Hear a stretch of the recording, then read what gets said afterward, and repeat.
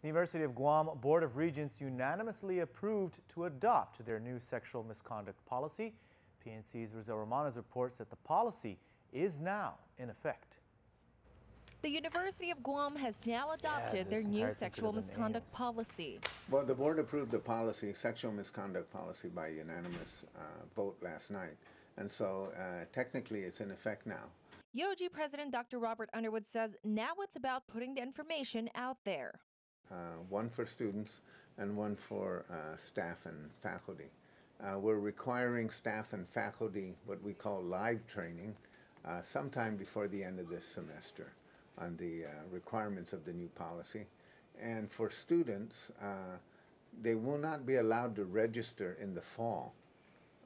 It'll be part of the fall registration process. They won't be able to complete registration without providing evidence that they've received training online on the new policy.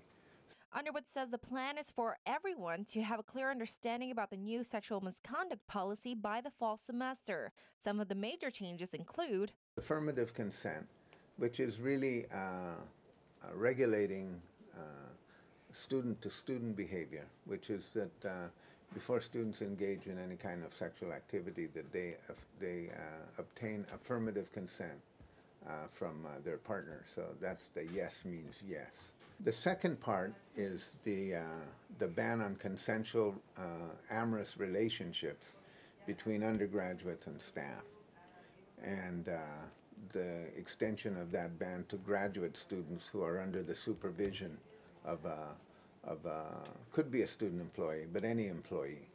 The new sexual misconduct policy also enhanced processes for reporting and filing complaints and established protocols. As far as facilities go, UOG plans on beefing up security, such as installing CCTV cameras, providing more security around the school, and adding more lighting to certain areas on campus. Underwood says so far they received about 50 comments.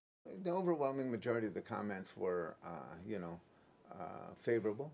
There were, a handful, I'd say 3 or 4 that were saying that we're violating the rights of people to behave as adults,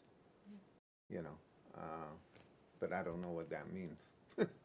But nevertheless, we took that. But most of the commentary really has to do with the fact that they didn't really understand the existing policy, let alone the new policy. They didn't know where to go, so it's obvious that we need a lot of information dissemination. And so, with the new website, with the helpline, with all that things that we're doing, we feel very confident. Rizal Romano, PNC News.